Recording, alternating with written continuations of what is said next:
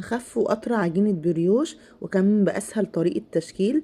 زي ما انتم شايفين كده اهوت بقى عامل ازاي، يعني بجد مش محتاج ان انا اتكلم كتير. هتحتاري فيه من جماله، ده بريوش ولا خلايا النحل ولا ايه؟ طعمه بيوديكي في حتة تانية. يا دوبك كده عايزة جنب منه كوباية شاي كده اهوت، او كوباية شاي بحليب، ويبقى احلى فطار او عشاء معاكي بجد. مش هتحتاري بعد كده في الفطار ولا في العشاء. طبعا تقدري تفرزيه كده اهوت وتطلعيه يبقى معاكي زي ما كان. هقولك ازاي واحنا شغالين في الفيديو. طريقة التسوية المظبوطة والتشكيل السهل اللي انتوا شايفينه دوت، بجد هتعملي احلى اشكال وسهلة وسريعة كده اهوت، والنتيجة زي ما انتوا شايفين. اول حاجة نبدأ كده بسم الله ونصلي على رسول الله، اللهم صل وسلم على سيدنا محمد وعلى اله واصحابه اجمعين. اول حاجة كده نزلت بكوباية لبن وكوباية مية، وجبت معايا كوباية حطيت منها كده حوالي كده ايه، يعني تلتينها كده اهوت، اقل من نصها بشوية. معايا كوباية من السكر، هاخد منها شوية دلوقتي، وبعد كده هنضيف الباقي بعدين. هنا هاخد بقى معلقه ونص كده من الخميره، او كيس كامل من الخميره الفوريه، ونص معلقه من البيكنج باودر. هتحسي كده انه بدأ يتفاعلوا مع بعض حتى من قبل ما نحط الخل. هحط معلقتين كده من الخل، والخل ده بيبقى محسن طبيعي لاي معجنات. طبعا اللبن والميه كانوا دافيين. اهم حاجه بقى كده نسيبهم بقى شويه كده عبال ما يتفاعلوا، ندخل الدقيق بتاعنا. حتى لو انت جايباه الدقيق بتاعك مغلف انخليه، بيبقى حلو جدا في المعجنات. نخلت كده كيلو كامل من الدقيق، وحطيت عليه رشه ملح. كده بقى هنا بصوا الخميره بدات كده ايه تتفاعل كده اهوت. حطيت بقيه كوبايه السكر، ومعانا بقى نوات بيضتين. هحط بيضتين بس هشيل منهم صفار بيضه، يعني هحط بيضه كامله و... وبياض بيضه، والصفار ده هنخليها نحتاجه في الاخر. اقلب كده المكونات دي كده كويس مع بعض، وبعد كده هنزل بقى بكميه الدقيق كلها مره واحده. لو انت ما عندكيش دقيق زياده في البيت، لما تيجي تضيفي الميه يعني ما تضيفيش الكوبايتين وربع اللي انا حطيتهم، او الكوبايتين ونص اللي انا حطيتهم مره واحده. ضيفي كوبايتين وخلي الباقي جنبك، ضيفيه بالتدريج. عشان لو العجينه طلعت معاكي طريه وما عندكيش دقيق يعني ايه، هتبقى مشكله. انما انا عشان عندي دقيق فقلت لو احتجت هحط. هي دلوقتي باينه قدامي ان هي طريه، بس قلت ان انا هعجنها تاني، وعامه هي تنفع تتعجن على الايد. انا النهارده بس عجنتها في العجان كده، قلت ايه ان انا بس ايه اشغل العجان شويه. بقالي فتره ما شغلتوش من ساعه العيد. زالوا كل مره بعجن فيه بتضايق، يعني بيبهدل لي الدنيا وبيطير لي الدقيق. مش عارفه بقى كل العجانات كده ولا ده فيه مشكله. بصوا العجينه ايه لسه معايا طريه شويه. انا هنزل هنا اهوت بمعلقتين من الزبده، او نص كوبايه، يعني هي معلقتين كده كبار. يكونوا بدرجة حرارة المطبخ، ما يكونوش جامدين قوي من التلاجة، ولا يكونوا سايحين مية، او ممكن عادي لو فكين شوية، بس ما يكونوش جامدين من التلاجة. هضرب كده اهوت. في لو انت بتعجني على ايدك هتحسي ان العجينه كده بتتقطع منك وبدات تفرول كده اهو. لو برضو في العجينه نفس النظام. فانا بصوا زي ما قلت لكم العجينه طلعت طريه قوي معايا، احنا عايزينها بتلزق بس مش قوي كده. رحت حاطه لها معلقتين كده 2 من الدقيق. عشان كده انا بقولك ما تحطيش يعني كميه الميه كلها. حطي كوبايتين الاول، وبعد كده ايه الباقي واحده واحده.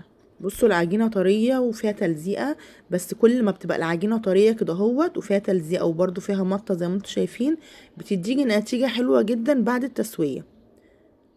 ممكن بتبقى التشكيل بتاعها يعني صعب شويه، بس النتيجه في الاخر بتبقى جميله. وكمان النهارده عشان العجينه طريه هقول لكم على طريقه تشكيل سهله جدا. هتعمليها كده اهوت في ثواني، ولا هتاخد منك وقت ولا مجهود ولا اي حاجه. هغطيها كده اهوت وهسيبها كده حوالي نص ساعة او ساعة الا ربع حسب المكان بقى والجو عندك. ممكن تدفي الفرن وتحطيها في الفرن، مش هتاخد معاكي وقت. حطيتها بقى كده اهوت وغطيتها، ودخلتها الفرن كده اهوت نص ساعة. الفرن كان دافي بسيط، وبعد كده طلعتها كانت حجمها الضعف زي ما انتوا شايفين. ما استنتش لما اتضاعفت اكتر من كده، لانها هنسيبها تخمر تاني بعد كده. هنا بقى كنت بوريكم الفقاعات من كتر الخمر يعني عامله ازاي. جبت كده طبق ودهنت فيه دهنه من الزيت، وبدات اقطع حسب بقى الحجم اللي انت عايزاه. يعني ممكن تصغري عن كده اهوت لو انت حابه. انا بس ايه قطعتها كده كبيره شويه، وقلت وانا بشكل لو لقيتها يعني حاجه كبيره بشيل منها عادي.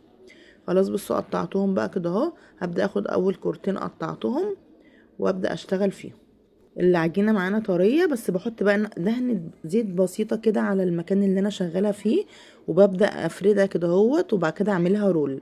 اقفل الرول ده كده كويس، وبعد كده ابدا ابرم فيها بالشكل ده. وكمان عايزاها يعني تريحك اكتر في البرم. بعد ما تعمليها رول سيبيها ترتاح شويه. لان انا اشتغلت فيها على طول، فبحس ببرم فيها بترجع تاني تلم تاني. بس لو انت يعني عندك وقت كده هوت، بعد ما تعمليها رول كده هوت صغير سيبيها ترتاح، بعد كده بقى تيجي تروليها ترول معاكي على طول. بصوا عملت واحده، هعمل معاكم واحده كمان من نفس الشكل ده. انا الشكل ده عملت منه بس كده صينيه واحده.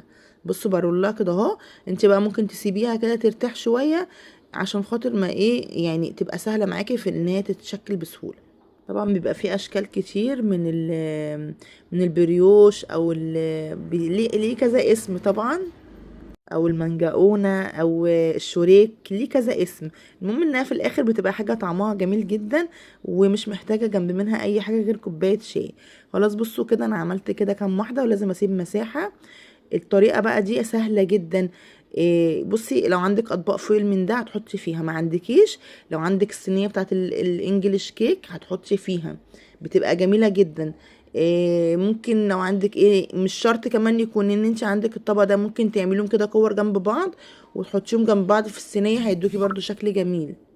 يعني اعملي كور صغيره كده حطيها جنب بعض كده اهو، تحطيها في الصينيه، هي هتيجي لما تخمر هتلم جنب بعضها وتديكي نفس الشكل ده. بس ممكن الطبق بيخليها ان هي تبقى شكلها منتظم اكتر. وعايزه اقول لكم الاطباق بتطلع يعني منها بكل سهوله، وممكن تغسليهم كده بسفنجه كده اهوت وتستخدميهم تاني. بصوا بقى انا غطيتهم بقى كده اهوت، وهسيبهم كده حوالي نص ساعه كده يرتاحوا. بعد ما يرتاحوا بقى كده شويه، جبت صفار البيضه اللي كنت راكناه على جنب وحطيت عليه معلقه لبن واحده، ما كترتش عن كده، ويا دوبك كانوا على قد يعني على قد التغطيه اللي انا غطيتها. بصوا بقى حجمهم زياده ازاي ما شاء الله، اللي في الطبق حتى باينين. هبدا بقى كده اهوت حطيت نقطه فانيليا عشان ما تخليش يعني في زفاره في البيض، ومعلقه اللبن، وقلبتها كويس، وبدات ادهن الوش كده اهوت دهنه كده خفيفه. اهم حاجه اغطي الوش كله، بس مش بكميه كبيره ان هي تسيل على الصينيه وكده اهو. بعد بقى ما هدهن الوش كده كله، يا ترشي سمسم يا ترشي سكر. انا رشيت سكر كده عشان يبقى شبه اللي بيتباع في الافران وكده اهو. خلاص بقى كده اهو خلصتها. هعمل برضو اللي هي في القوالب ديت بنفس الطريقه دي كده اهو. وعايزه اقول لكم القوالب دي مش غاليه، وممكن تستخدميها كذا مره، يعني مش بتستخدميها مره وبترميها. بصوا شكله بقى عامل ازاي. خلاص كده اهوت انا هبدا بقى اشغل الفرن. اهم حاجه بقى التسويه تكون على درجه حراره عاليه، عشان خاطر هو بيبقى من جوه عامل شبه الهوا كده ومنفوخ، فعايزين يعني مش عايزين ياخد وقت طويل عشان ما ينشفش. عايزه اقول لكم بقى اول صينيه طلعت اهي، بعد ما اخدت لون من تحت واخدت لون من فوق بس بسيط، رحت مشغله عليها الشوايه. اللي في الاطباق الفويل حطيتهم في صينيه ودخلتهم الفرن برضو على نفس الطريقه. بعد ما طلعتها كده يا تدهنيها دهنه كده من الزبده يا اما من العسل. انا دهنتها كده دهنه كده دهنه بسيطه من الزبده، وسبتها بقى كده وغطيتها. انما اللي في الاطباق الفويل حبيت اشوف ان انا التغطيه هي اللي بتخليه يبقى طري ولا لا، ما غطيتهمش، وهوريكم النتيجه في الاخر. بصوا بقى ما شاء الله انتفخوا اكتر طبعا لما بيخشوا في الفرن، وبيبداوا ياخدوا لون بسيط كده من فوق. لما بيحس ان هم استووا واخدوا لون من تحت، بشغل عليهم الشوايه، ومش على درجه حراره عاليه، درجه الشوايه تبقى متوسطه كده عشان ما يتلسعوش بسرعه من تحت. بصوا بقى هنا ما شاء الله بجد عايزه اقول لكم، حتى يعني هي بتبقى لازقه بسيط، طلعتها بايدي من غير معلقه ومن غير حاجه احك بيها، لان احنا طبعا إيه يعني لو جيتي تطلعيها في ساعتها اول ما طلعتيها من الفرن هتلاقيها لازقه جامد، انما بتسيبيها تريح كده في الصينيه بتطلع معاكي بايدك كده اهو من غير اي حاجه. وطبعا بصوا شكله عامل ازاي بجد. يعني عايزه اقول لكم يعني لو انت اول مره بتعمليه هيطلع معاكي جميل. انا عايزه اقول لكم انا اول مره بصراحه يعني اعمل التشكيل دوت، وطالع معايا يعني شكله معقول. يعني بصوا بقى من جوه بنتي قالت لماما احنا مش هنستنى اللي في الفرن اما يطلع، احنا هناكله من دولت ونشوفوا طعمه. فحبيت افتحها كده من جوه اوريكم عامله ازاي، بجد عامله شبه الصوف كده اهو.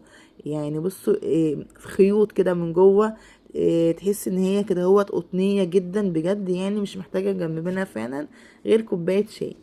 يا ريت بقى لو وصلتي معايا لحد هنا ما تنسيش تحطي لي اللايك، ولو انت لسه اول مره تشوفي قناتي طبعا تشجعيني، لان القناه لسه فاضل لها شويه عشان تتفعل. بصوا بقى شكله طالع عامل ازاي، تحفه. ده ما غطيتهوش قسما بالله، ولا حطيت عليه حتى يعني حته قماشه. بصوا طالع عامل ازاي من غير ما نغطيه ولا حاجه، طري جدا وهش. وبصوا عامل ازاي من جوه، العجينه بتتكلم عن نفسها، يعني من غير ما انا اشرح هي باينه وبتقول عن نفسها هي عامله ازاي. انا بقى هوريكم بقى مفيش ولا واحده لزقت في الطبق، والطبق طالع سليم زي ما هو، يا دوبك كده هتمشي عليه كده السفنجه كده هينضف كده معاكي على طول، مفيهوش اي حاجه. طبعا انا كنت دهناه دهنه بسيطه كده من الزيت قبل ما احط فيه، والاطباق اهي زي ما هي، ما شاء الله بجد طالعين. يعني اللي يشوفهم بقى كده هوت الشكل النهائي يقول ايه بقى، يقول ده ما ده شكل صعب وما صعوبة عليه. بص شكله عامل ازاي، والعجينة طرية جدا وهشة وخفيفة، يعني مش محتاجة ان انا اشرح واقول عليها. بتمنى الفيديو بتاع النهارده يكون عجبكم وتكونوا استفدتوا منه. عايزاكم بقى تكتبوا لي كده رايكم في الكومنتات، ايه رايكم في الوصفه بتاعت النهارده، ولو في اي حاجه نسيتها وحد يسالني عليها يكتب لي في الكومنتات برضو، هرد عليكم ان شاء الله. يا رب اكون ضيفه خفيفه عليكم، وتكون الوصفه دي تعجبكم، وان شاء الله تقوموا تعملوها على طول. ينفع بقى معاكم فطار وعشاء، مش محتاجه جنب منها اي حاجه زي ما قلت لكم غير كوبايه شاي. كفايه بقى ريحه الخبيز كده اللي بتدي للبيت كده طاقه كده وبركه وخير. اشوفكم باذن الله في فيديو جديد ووصفه جديده، والسلام عليكم ورحمه الله وبركاته.